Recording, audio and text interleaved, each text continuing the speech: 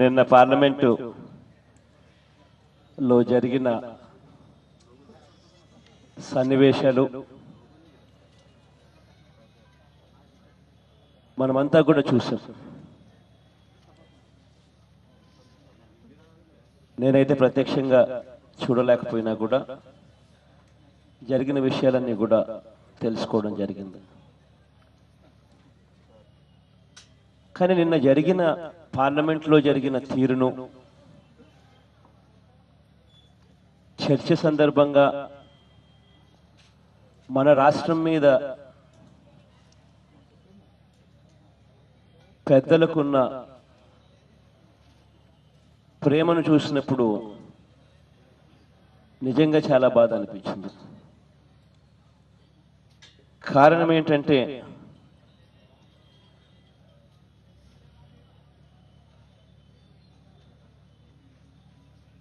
మోడీ గారి దగ్గర నుంచి మొదలు పెడితే బీజేపీ పార్టీ దగ్గర నుంచి మొదలు పెడితే కాంగ్రెస్ పార్టీ దాకా కూడా మిగిలిన ఏ పార్టీలు కూడా చూసినా కూడా ప్రత్యేక హోదాకు ఆంధ్ర రాష్ట్రానికి మద్దతు ఇస్తూ మాట్లాడిన మాటలు ఒక్కరి నోట్లో నుంచి కూడా రాల.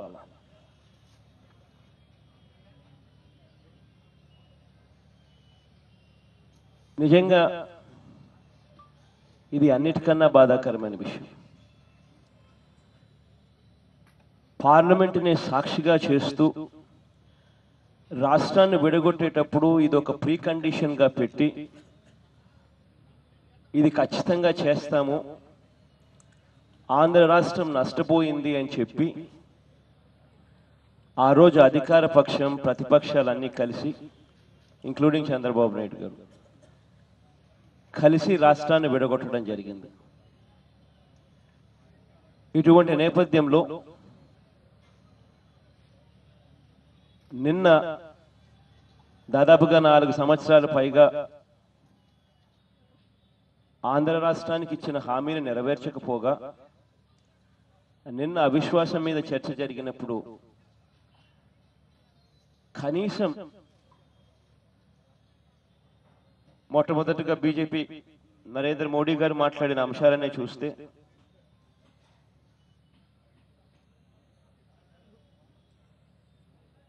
ప్రత్యేక హోదా ఇస్తాను అని ఇవ్వాల్సిన బాధ్యత మాది అనే మాట నోట్లో నుంచి రాల.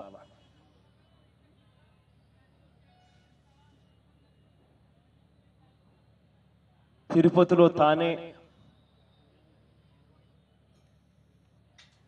సాక్షాత్తు తానే తిరుపతిలోనే ఎన్నికల సభలో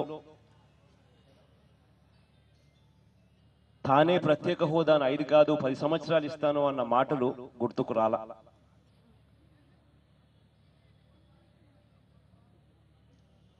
ఎన్నికల ప్రణాళికలో బీజేపీ తమ మేనిఫెస్టో ఇది. ఎన్నికల ప్రణాళికలో బీజేపీ మేనిఫెస్టో ఇదే. బీజేపీ మేనిఫెస్టో ఎన్నికల్లో వాళ్ళు ఇచ్చిన హామీలు ప్రధాని గారికి గుర్తుకు రాల.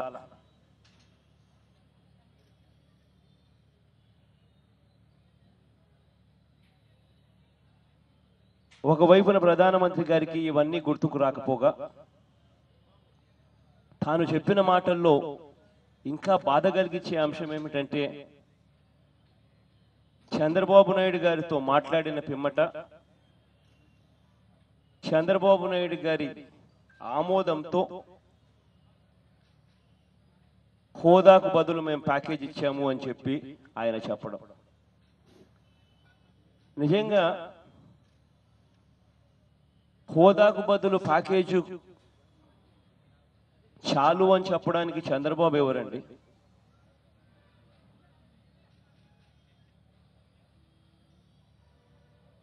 చంద్రబాబుకు ఆ హక్కు ఎవరిచ్చారండి?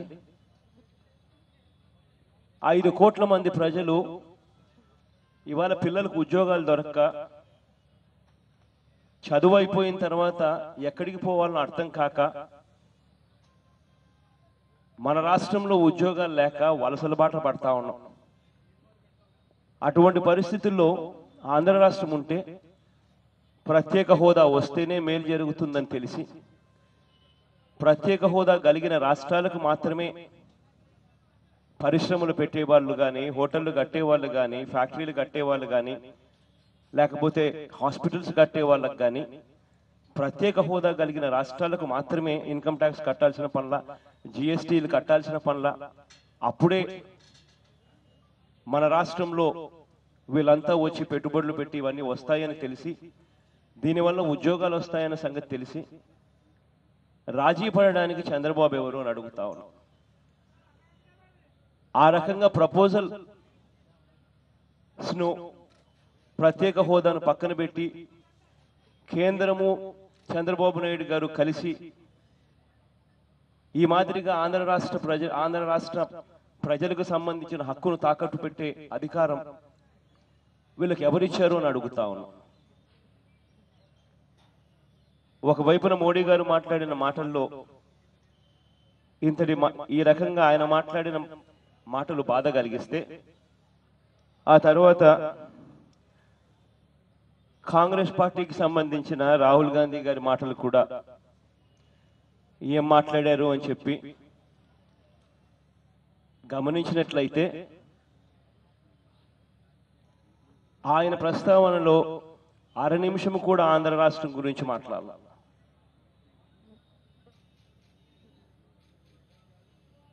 అర నిమిషం కూడా మాట్లాడాలి. ఆ అర నిమిషంలో కూడా ఎక్కడా కూడా ఆంధ్ర రాష్ట్రానికి ప్రత్యేక హోదా ఇవ్వాల్సిన ధర్మం ఉంది, మేము ఇస్తాము, మీరు ఎందుకు ఇవ్వడం లేదు అన్న మాట ఆయన నోట్లో నుంచి రాల.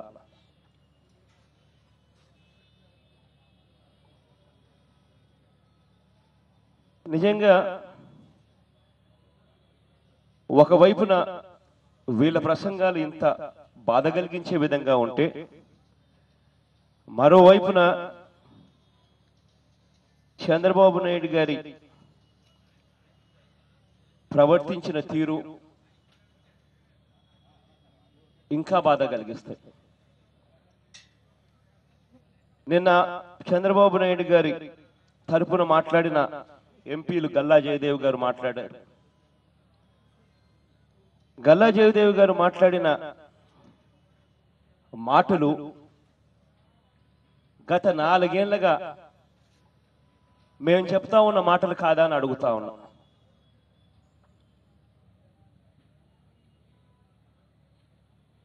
కాదా అని అడుగుతా ఉన్నా. చంద్రబాబు నాయుడు గారిని సూటుగా అడుగుతా ఉన్నా.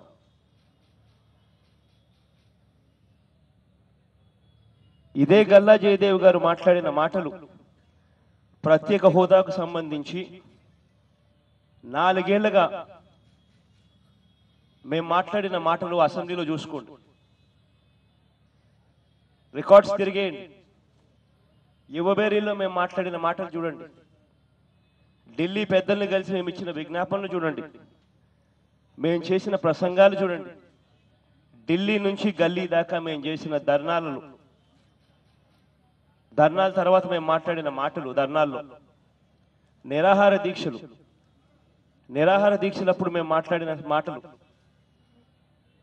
ఏ విషయమైనా చూసుకోండి.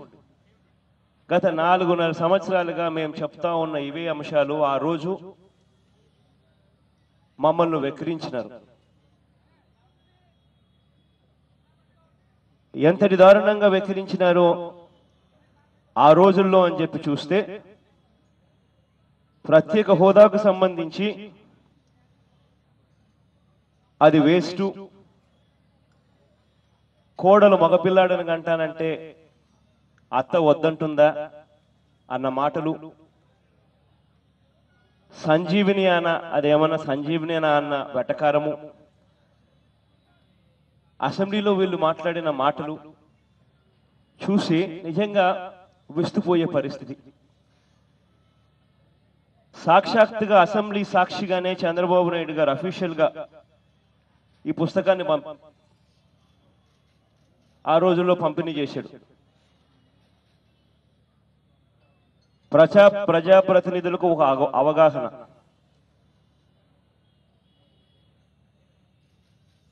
అసెంబ్లీలో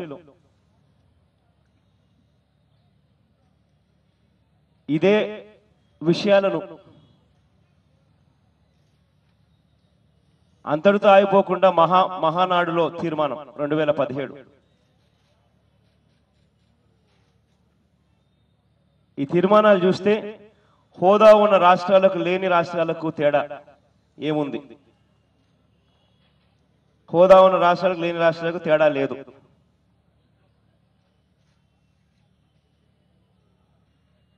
హోదాకు రాయితీలకు సంబంధం లేదు. హోదా ఉన్న రాష్ట్రాల్లో అభివృద్ధి నామమాత్రమే. ఉనికి కోసం ప్రతిపక్షాల ఆరాటం. మహానాడు తీర్మానం అది ఈ బుక్ లో నుంచి చూస్తే ఆయన కల్పించిన అవగాహన చూస్తే 14వ ఆర్థిక సంఘం చేసిన సిఫార్సులు ఏంటి? ఇంకా మొదలు పెట్టుకుంటా పోతే ఇంతలా బుక్ ఇచ్చాడు. ఈ ప్రతి బుక్లో ఆయన చెప్పిన మాటలు మహానాడు తీర్మానంలో చెప్పిన మాటలకు ఇంచుమించు సమానంగా ఇవే మాటలు చెప్పుకుంటూ మార్చ్ 2 చంద్రబాబు నాయుడు గారు 2014న కేంద్ర కేబినెట్ అప్పట్లో ప్రత్యేక హోదా ఆంధ్ర రాష్ట్రానికి ఇవ్వండి అని ప్లానింగ్ కమిషన్కు ఆదేశాలు జారీ చేసింది. ఈయన ముఖ్యమంత్రి కావడం 2014 జూన్లో ముఖ్యమంత్రి అయ్యాడు. ఈయన ముఖ్యమంత్రి అయిన తర్వాత ప్లానింగ్ కమిషన్ అమల్లో ఉండింది. డిసెంబర్ 31, 2014 దాకా అమల్లో ఉంది. మరి 7 నెలల పాటు చంద్రబాబు నాయుడు గారు ప్రత్యేక హోదా గురించి ఎందుకు పట్టించుకోవాలి? ఏ కేబినెట్తో పని లేదు, ఏ ప్రధానమంత్రితో పని లేదు. ఆల్రెడీ అప్రూవ్డ్ అయిపోయింది, కేబినెట్లో తీర్మానం అయిపోయింది. ప్లానింగ్ కమిషన్కు ఆదేశాలు జారీ చేయమని చెప్పి ఉత్తర్వులు పోయాయి. కేవలం ప్లానింగ్ కమిషన్తో పని చేయించుకోవాల్సిన అంశం. ఎందుకు పట్టించుకోవాలి? ఇది పట్టించుకోకపోవడం అన్యాయం అని చెప్పి చంద్రబాబు నాయుడు గారికి అనిపించలేదా? ఇదే పెద్ద మనిషి చంద్రబాబు నాయుడు గారు సెప్టెంబర్ 7, 2016లో అరుణ్ జైట్లీ గారు ప్యాకేజీ అని చెప్పి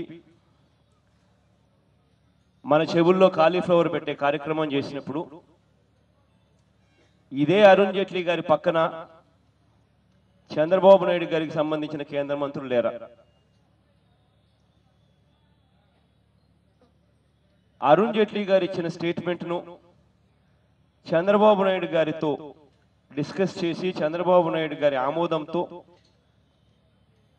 వాళ్ళు ఈ స్టేట్మెంట్ రిలీజ్ చేస్తా ఉన్నట్టుగా చెప్పి వాళ్ళు చెప్పడం, అదే అర్ధరాత్రి చంద్రబాబు నాయుడు గారి అరుణ్ జైట్లీ గారి కృతజ్ఞతలు తెలపడం, ఆ తర్వాత అదే చంద్రబాబు నాయుడు గారు మరుసటి రోజు అసెంబ్లీలో ఏకంగా తీర్మానాలు చేసి కృతజ్ఞతలు తెలపడం ధర్మమేనా అని చెప్పి నేను అడుగుతా ఉన్నా ఇదే పెద్ద మనిషి చంద్రబాబు నాయుడు గారు.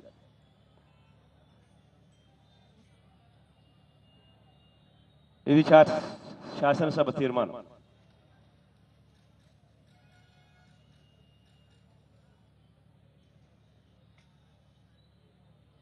తొమ్మిది 2016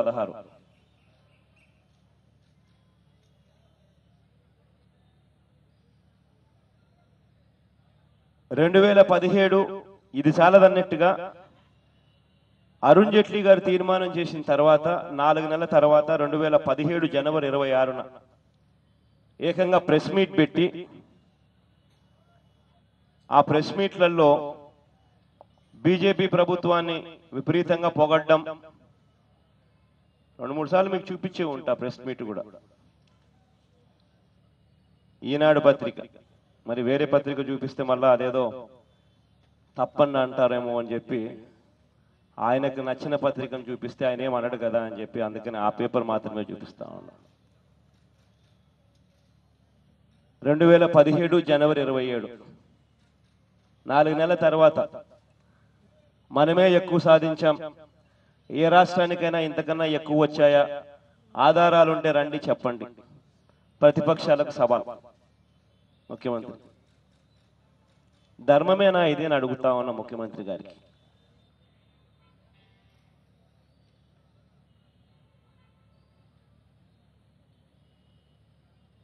ఇంతటి దారుణంగా చంద్రబాబు నాయుడు గారు బిహేవ్ చేసిన తీరు, మోసం చేసిన తీరు నిజంగా క్లైమాక్స్కి ఎక్కడికి వచ్చింది అని అంటే 2018 ఏప్రిల్ 6న 4 నెలల కిందట 3 నెలల కిందట చివరి బడ్జెట్ సమావేశాలు చివరి రోజున వైఎస్ఆర్ కాంగ్రెస్ పార్టీ ఇక వీళ్ళు చెయ్యరు, అన్యాయం జరుగుతూ ఉంది రాష్ట్రానికి, ఈ దేశం మొత్తం దీని మీద స్పందించాల్సిన పరిస్థితి ఉంది అని తెలియజెప్పడానికి దేశం మొత్తం దృష్టి ఆంధ్ర రాష్ట్రం వైపు మళ్లించడానికి చేసిన అన్యాయాన్ని గట్టిగా తెలపడం కోసమని వైఎస్ఆర్ కాంగ్రెస్ పార్టీకి చెందిన ఎంపీలు మొత్తం బడ్జెట్ చివరి రోజున, చివరి బడ్జెట్ సమావేశాల్లో చివరి రోజున తమ పదవులకు రాజీనామా చేసి నిరాహార దీక్ష కూర్చుంటే, అదే రోజు చంద్రబాబు నాయుడు గారు కూడా తన పార్టీకి సంబంధించిన ఎంపీల చేత కూడా రాజీనామా చేయించి నిరాహార దీక్ష కూర్చోబెట్టి ఉండింటే దేశం మొత్తం మన వైపు చూసుండేది కాదా? కేంద్రం దిగి వచ్చి ప్రత్యేక హోదా ఇచ్చి ఉండేది కాదా? మొత్తం ఆంధ్ర రాష్ట్రానికి సంబంధించిన అందరు ఎంపీలు రాజీనామాలు చేసి నిరాహార దీక్ష కూర్చొని ఉంటే, ఇది తెలిసి చంద్రబాబు నాయుడు గారు తన ఎంపీల చేత రాజీనామా చేయించకపోవడం ఆ రోజు ధర్మమేనా అని అడుగుతా ఉన్నాం. ఈరోజు ఇప్పుడు కూడా చంద్రబాబు నాయుడు గారు ప్రవర్తిస్తా ఉన్న తీరును ఒక్కసారి చూడమని చెప్పి నేను అడుగుతా ఉన్నా. ఒకవైపునేమో బీజేపీతో యుద్ధం అంటాడు, మరోవైపున ఈ పెద్ద మనిషి చంద్రబాబు నాయుడు గారికి నిజంగా బీజేపీతో అతను యుద్ధం చేస్తున్నాడా అని సామాన్యునికి కూడా డౌట్లు వచ్చే విధంగా ఆయన ప్రవర్తిస్తా ఉన్న తీరు. Sapna Mungantiwar Maharashtra PCC ex BJP chief, ప్రస్తుత బీజేపీ ఆర్థిక మంత్రి భార్య, ఈవిడను టీటీడీ బోర్డు మెంబర్గా చంద్రబాబు నాయుడు గారు నియమిస్తారు. బీజేపీతో యుద్ధం అంటాడు. ఈ సప్నా ముంగింటివారు, ఆ పేరు కొంచెం అటు ఇటుగా నేనేమన్నా చెప్పలేకపోవచ్చేమో, పేరైతే Sapna Mungantiwar something like that, BJP ఆర్థిక మంత్రి భార్య, మహారాష్ట్ర. ఈయన మహారాష్ట్ర ఎక్స్ బీజేపీ ప్రెసిడెంట్. ఈయన భార్యను టీటీడీ బోర్డు మెంబర్గా నియమిస్తాడు, కొనసాగించడంగా నియమిస్తాడు. ఎన్టీఆర్ బయోపిక్ అని బాలకృష్ణ గారు సినిమా తీస్తారు.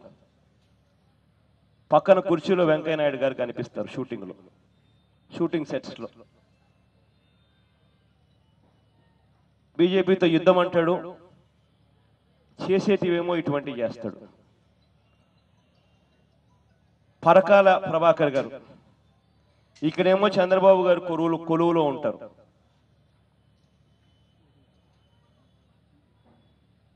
అక్కడేమో ఆయన భార్య నిర్మలా సీతారామన్ గారు నిన్న అవిశ్వాసం తీర్మానం జరిగేటప్పుడు కూడా మోడీ గారిని బీజేపీ ప్రభుత్వానికి గట్టిగా మద్దతిస్తూ మాట్లాడతారు.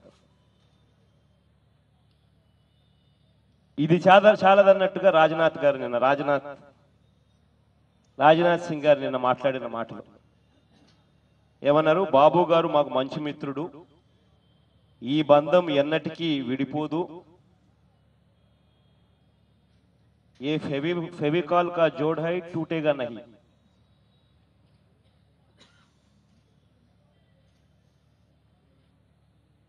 నేను ఆయన మాట్లాడిన మాటలు ఒకవైపున యుద్ధం అంటాడు, మరోవైపున ఆయన చేసే ప్రతి చర్య యుద్ధం కాదది, వేరే జరుగుతూ ఉన్నాయి లోపాయికారు లోపాయికారిగా వెరైటీ జరుగుతూ ఉన్నాయని, ఆయన చేస్తున్న ప్రతి చర్య ఆ దిశగా అడుగులు పడుతుంది. ఎన్నికలకు 6 నెలల ముందు వరకు నాలుగేళ్లు బీజేపీతో సంసారం చేస్తాడు.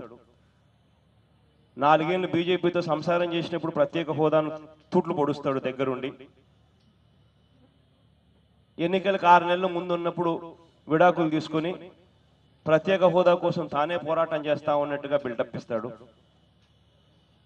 ఆ బిల్డప్ ఇచ్చినప్పుడన్నా కనీసం నిజాయితీగా చేస్తా ఉన్నాడా అంటే అది నిజాయితీ లేదు. ఇవాళ నేను ఒకటే అడుగుతా ఉన్నా ఇదే పెద్ద మనిషి చంద్రబాబు నాయుడు గారిని, అయ్యా పెద్ద మనిషి చంద్రబాబు నాయుడు గారు, నిన్న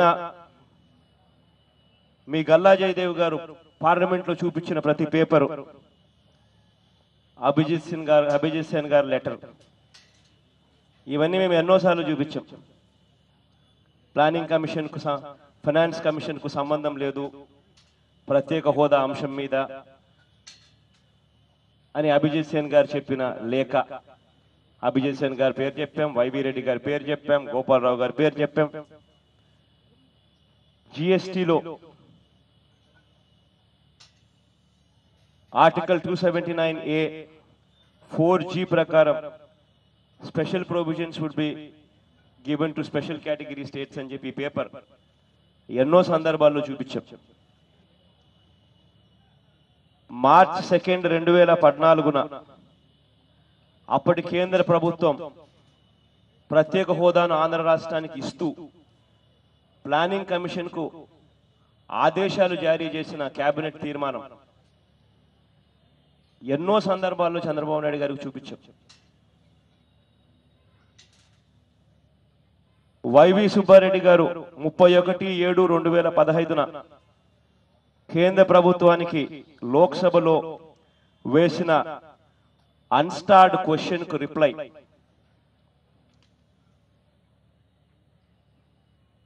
ప్రత్యేక హోదా రాష్ట్రాలు there is no proposal to withdraw special category status to north eastern states, ప్రత్యేక హోదా కొనసాగుతుంది అని చెప్తూ వాళ్ళంతటి వాళ్ళే అన్స్టార్డ్ క్వశ్చన్ కు లిఖితపూర్వకంగా ఇచ్చిన లేఖ వైవి సుబ్బారెడ్డి గారు అడిగిన ప్రశ్నకు ఎన్నో సందర్భాల్లో చూపించాం. ఇవన్నీ 4 ఏళ్లుగా మేము చూపిస్తూ వస్తూ ఉన్నప్పుడు మీరెవరూ కూడా దాని గురించి పట్టించుకోలే. యువబేరీల్లో ఈ రకంగా పాంఫ్లెట్లే ఈ ప్రతి అంశం మీద ఈ మాదిరిగా పాంఫ్లెట్లు డిస్ట్రిబ్యూట్ చేసి వెబ్సైట్లలో, పార్టీ వెబ్సైట్లలో ఇది పెట్టి గత 4 సంవత్సరాలుగా దీని మీద క్యాంపెయిన్ చేస్తా ఉన్నాం. మీరు చెప్పిన ప్రతి అంశం, నిన్న పార్లమెంట్లో చెప్పిన ప్రతి అంశం, ఇవాళ నేను చూపించిన ప్రతి పేపర్ ఈ పాంఫ్లెట్లో కనిపిస్తాయి.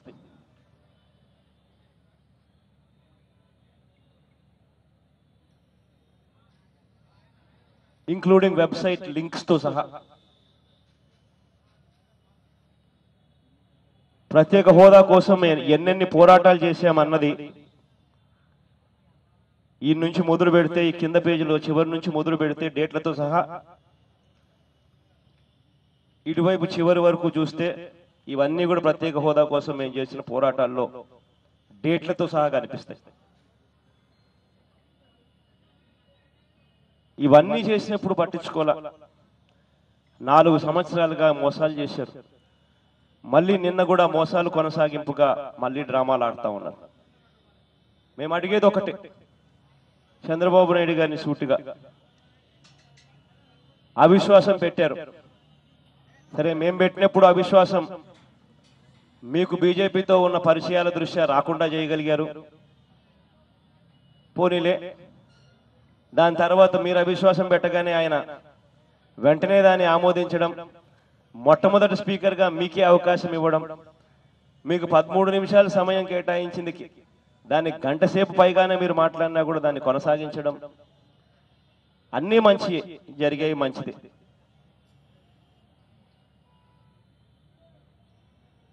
ఇప్పుడు అవిశ్వాసంలో జరిగిన పరిస్థితిని చూసాం. అవిశ్వాసం ఆగిపోయింది, వీగిపోయింది. ఇప్పుడు మీ ఎంపీలు మొత్తం రాజీనామా చేయండి. మా 5 మంది ఎంపీలు ఆల్రెడీ రాజీనామాలు చేశారు. మీకు సంబంధించిన మొత్తం ఎంపీలు రాజీనామాలు చేయండి. 25కి 25 మంది ఎంపీలు రాజీనామా చేసి రండి, మరొక్కసారి నిరాహార దీక్ష కూర్చుందాం. మా ఎంపీలు నేను పంపిస్తా.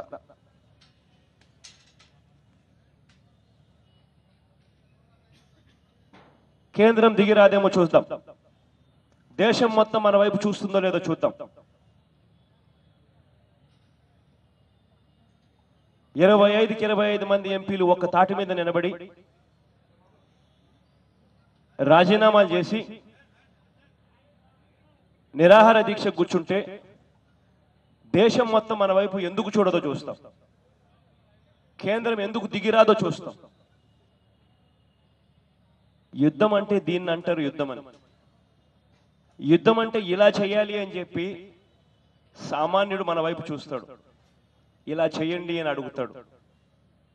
ఇలా చేస్తేనే ప్రత్యేక హోదా సాధ్యం అవుతుంది అన్న సంగతి నా దగ్గర నుంచి సామాన్యుడి వరకు కూడా అందరికీ తెలిసిన విషయమే. కానీ చంద్రబాబు నాయుడు గారు ఇది చేయడు.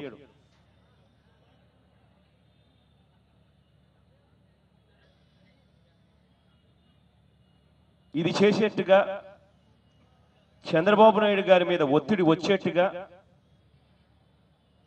బీజేపీ ప్రభుత్వం చేస్తా ఉన్న అన్యాయానికి నిరసనగా ఆంధ్ర రాష్ట్రంలో మంగళవారం నాడున ఆంధ్ర రాష్ట్ర బంద్కు పిలుపునిస్తా ఉన్నాం.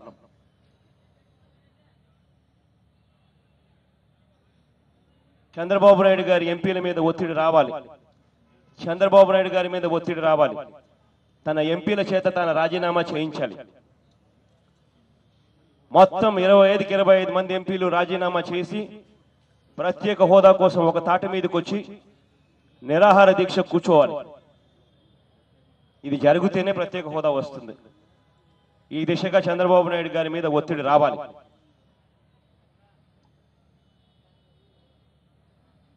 ఈ బంద్ కాల్ ద్వారా ఆంధ్ర రాష్ట్ర ప్రజలు మీ మీద నిరసన తెలుపుతున్నారు అన్నది కేంద్ర ప్రభుత్వానికి అర్థం కావాలి.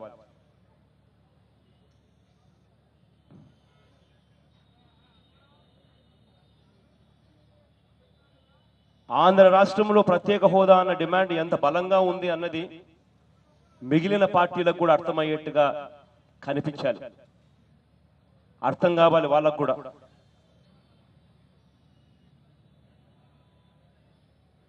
ఈ పెద్ద మనిషి చంద్రబాబు నాయుడు గారు ఢిల్లీకి పోతారట,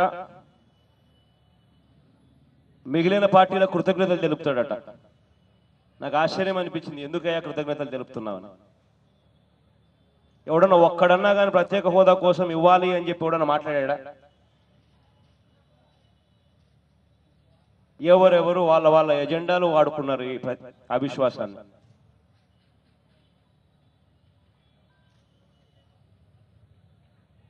ఫ్రాన్స్కి సంబంధించిన విమానాల కొనుగోలులో జరిగిన స్కాములు గురించి అవిశ్వాసంలో ప్రస్తావన. ఆంధ్ర రాష్ట్రంలో ప్రత్యేక హోదా రాక పిల్లలకు ఉద్యోగాలు దొరక్క అవస్థలు పడతా ఉన్నారన్న బాధ ఎక్కడ కనిపించలే.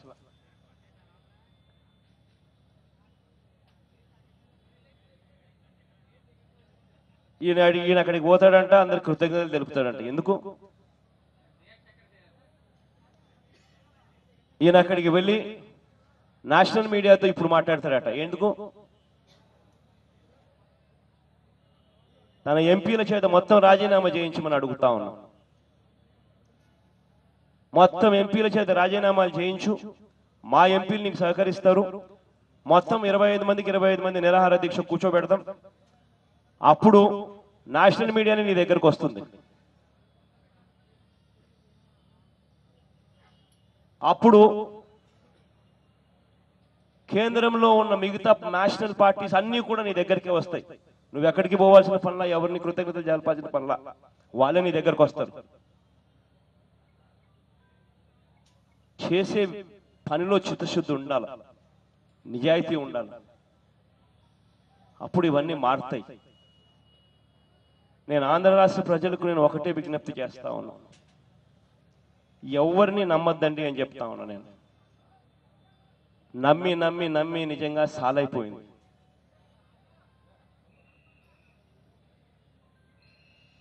కాంగ్రెస్ పార్టీని నమ్మ అన్యాయంగా రాష్ట్రాన్ని విడగొట్టద్దండి అని చెప్పి బతిమలాడినా కూడా విడగొట్టారు. వాళ్ళు ప్రత్యేక హోదాను యాక్ట్లో గన చేర్చి ఉండింటే, చట్టంలో గన పెట్టి ఉండింటే సుప్రీంకోర్టుకైనా పోయినా తెచ్చుకునే పరిస్థితి పెట్ల. వాళ్ళు 13th షెడ్యూల్లో మెన్షన్ చేసిన వన్నీ కూడా రైల్వే జోన్ నుంచి కడప స్టీల్ ఫ్యాక్టరీ దగ్గర నుంచి క్రూడ్ ఆయిల్ రిఫైనరీ దాకా, ఇండస్ట్రియల్ కారిడార్ దగ్గర నుంచి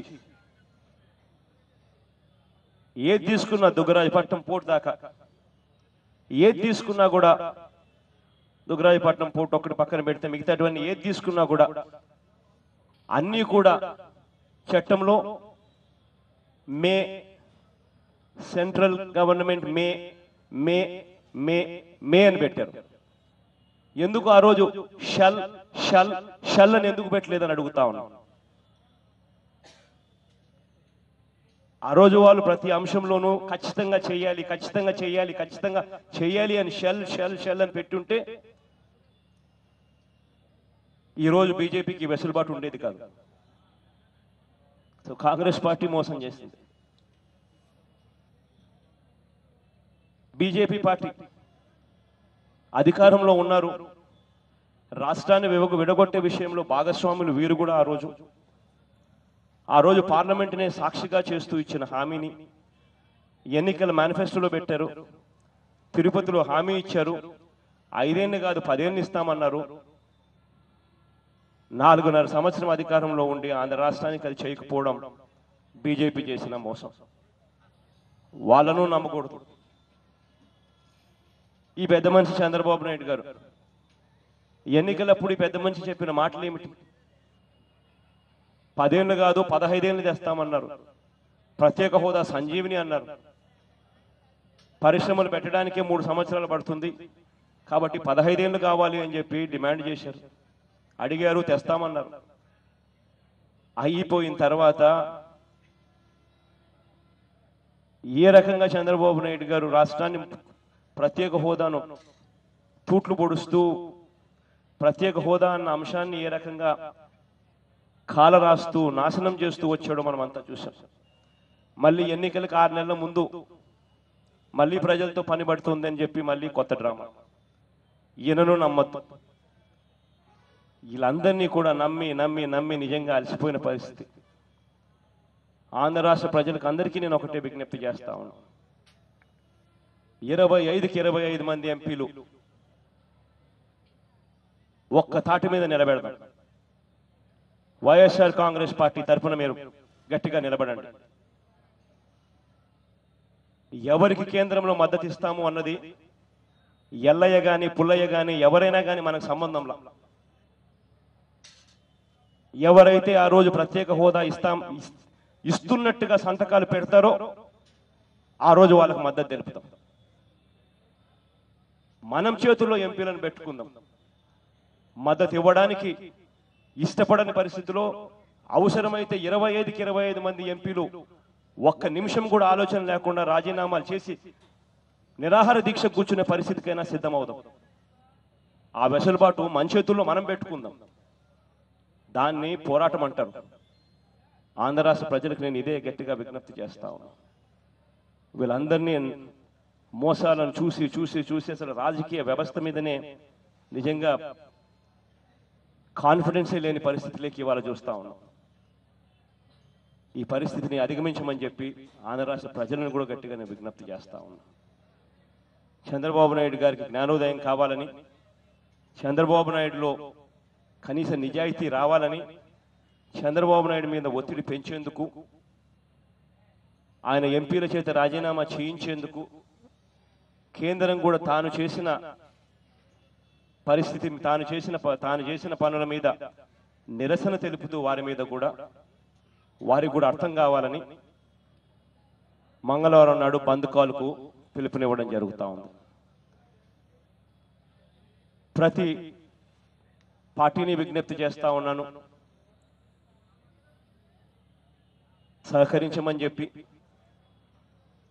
ప్రతి సంఘాన్ని విజ్ఞప్తి చేస్తా ఉన్నాను, సహకరించమని చెప్పి.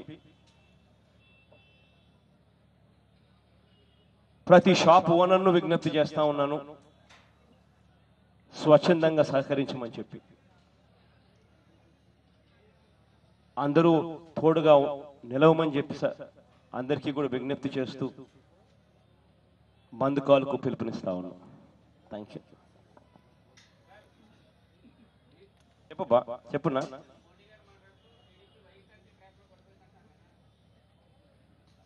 వైఎస్ఆర్ కాంగ్రెస్ పార్టీ ట్రాక్ లో టీడీపీ పడిపోయింది అని అంటే అదే. ఇంతకుముందే మీ పేరు ఏం పేరున్నా? సినన్న. ఇంతకుముందు చెప్పినదే సినన్న. ఇప్పుడు ఇది చూపించా కదా ఇవన్నీ వైఎస్ఆర్ కాంగ్రెస్ పార్టీ ఇవన్నీ చూపిస్తూ 4 సంవత్సరాలుగా 4.5 సంవత్సరాలుగా ఈ అభిజిత్ సింగ్ రాసిన లేఖ, వైవి సుబ్బారెడ్డి లేఖ రాసిన లేఖ, ఈ జిఎస్టీలో స్పెషల్ ప్రొవిజన్స్ ఇవన్నీ చూపిస్తూ 4 ఏళ్లుగా పోరాటం చేస్తూ ఉంది వైఎస్ఆర్ కాంగ్రెస్ పార్టీ ప్రత్యేక హోదా కోసం. ఈ చంద్రబాబు నాయుడు గారికి ఇప్పుడు ప్రజల దగ్గర నుంచి తీవ్రమైన ఒత్తిడి వచ్చేసరికి, ఎన్నికలు దగ్గర పడేసరికి టీడీపీ కూడా ట్రాక్ మార్చింది అని ఆయన అన్నాడు. ట్రాక్ మార్చింది, వైఎస్ఆర్ కాంగ్రెస్ పార్టీ ట్రాప్లో పడింది అని.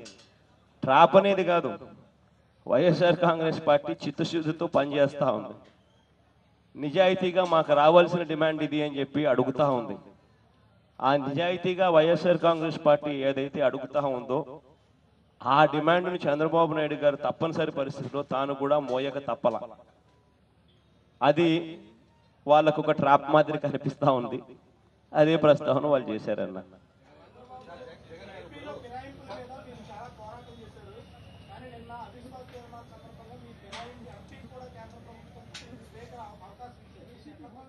మీ పేరు ఏం పేరునా? శంకరన్న. ఇదే చెప్తా ఉన్నా, ఏ స్థాయికి దిగజారిపోయాయి రాజకీయాలు, చంద్రబాబు నాయుడు గారి కుమ్మక్కు రాజకీయాలు ఏ స్థాయిలోకి వెళ్ళిపోయాయి అన్నది రాజ్నాథ్ గారు చేసిన ప్రసంగంతోనే మనకంత తేటతెల్లమైపోయింది. ఏకంగా డిస్క్వాలిఫికేషన్ పిటిషన్ పెండింగ్గా ఉంది.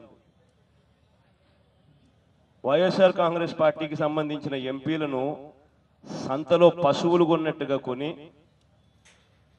వాళ్ళని డిస్క్వాలిఫై చేయమని చెప్పి పిటిషన్ స్పీకర్ దగ్గర పెండింగ్లో ఉంది. పెండింగ్లో ఉంటే అటువంటి పరిస్థితుల్లో మినిమం డీసెన్సీ,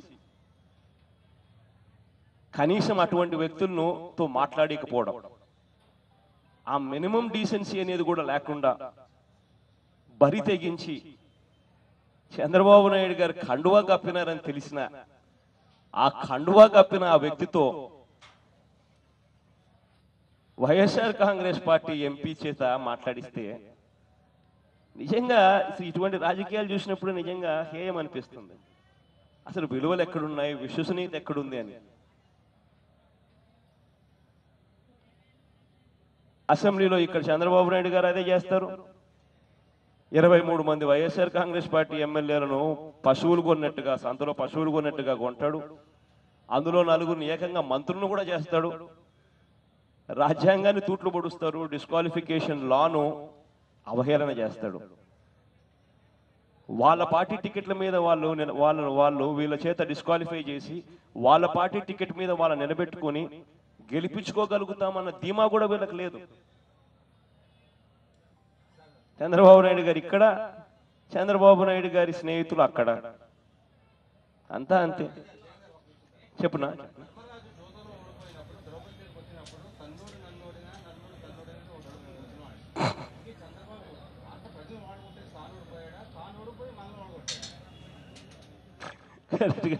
మీరేదైతే చెప్తున్నారో నా చంద్రబాబు నాయుడు గారిని ఆ ప్రశ్న మీరు డైరెక్ట్గా అడిగితే బాగుంటుంది అన్న.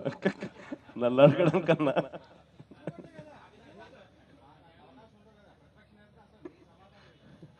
సమాధానం నేను చెప్పాల్సిన అంశం కాదు కదా. చంద్రబాబు నాయుడు గారి గురించి మీరు అడుగుతా ఉన్నప్పుడు చంద్రబాబు నాయుడు గారిని అడగండి.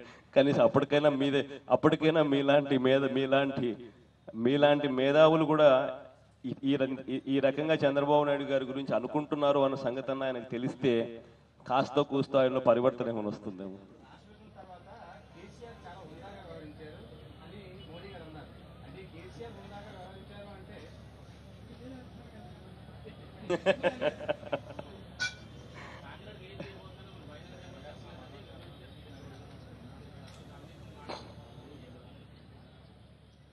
టాపిక్ డైవర్ట్ చేయడం వద్దున్నా. ఈరోజు ప్రత్యేక హోదా గురించి ప్రెస్ మీట్ పెడతా ఉన్నాం. ఇది వెరీ సీరియస్ మ్యాటర్. ఏ రకంగా కూడా డైవర్ట్ అయినా కూడా ఈ మాటలు హైలైట్ అయితే హోదా అన్న అంశం పక్కకు పోతుంది. కాబట్టి మీరు అడిగిన దానికి సరైన సమయంలో సరైన రీతిలో చెప్తానన్నా.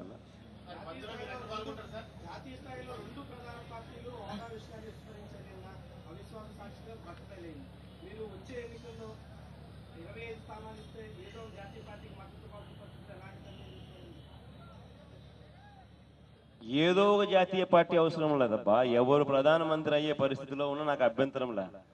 ఎవరైనా పర్వాలే. మీ పేరు ఏం పేరునా సీనన్న కదా. శంకర్ అన్న ప్రధానమంత్రి అయ్యే పరిస్థితి ఉన్నా కూడా నేను మద్దతు ఇస్తాను. నాకేం అభ్యంతరంలా. నాకు కావాల్సింది నువ్వు సంతకం పెట్టడం ప్రత్యేక హోదా విషయం అంతే. ఇంకా నాకు వేరేది ఏం అవసరంలా. నువ్వు పెట్టు, నేను ఇస్తా. నాకేం అభ్యంతరంలా. థ్యాంక్ యూ అన్న.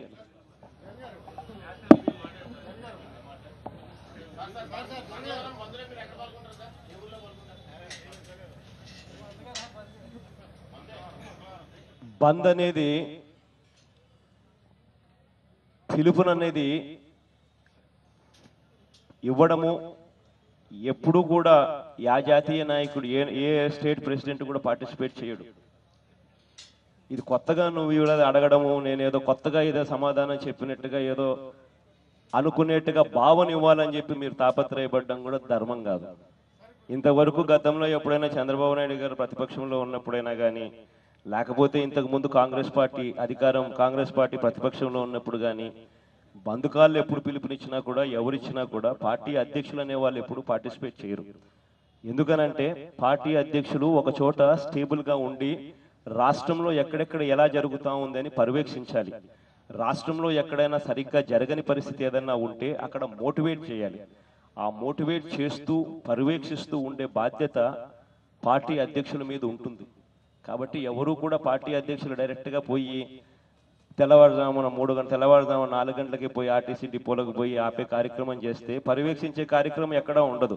ఆ ఒక్క ప్రదేశంలో ఆపుతారేమో కానీ బస్సులు రాష్ట్ర వ్యాప్తంగా నిజంగా బస్సులు ప్రతి చోట ఆపే కార్యక్రమం కానీ, ప్రతి చోట ఇంకొకటి జరిగించే కార్యక్రమం కానీ లేకపోతే ఏదైనా అసోసియేషన్స్కు ఫోన్ చేసి వాళ్ళని రిక్వెస్ట్ చేసే కార్యక్రమాలు కానీ ఇటువంటి ఏఈ కూడా చేయరు.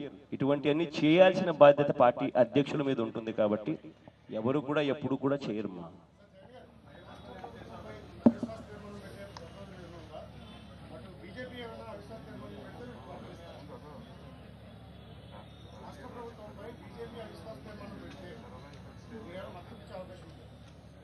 అసలు అవిశ్వాస తీర్మానం పెట్టాలంటే ఎలా పెట్టాలి అనేది ఫస్ట్ మీకు,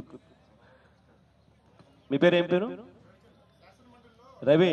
ఒకసారి ఫస్ట్ నువ్వు కనుక్కో Ravi. Get the procedure right. ఏదైనా అవిశ్వాస తీర్మానం పెట్టాలి అని అంటే దానికి ఒక ప్రొసీజర్ ఉంది. ఆ ప్రొసీజర్లో ఇంతమంది మద్దతు తెలపాలి. ఆ ప్రొసీజర్ అనేది జరగాల. ఆ ప్రొసీజర్ అనేది జరిగిన తర్వాతనే ఏదైనా జరుగుతుంది.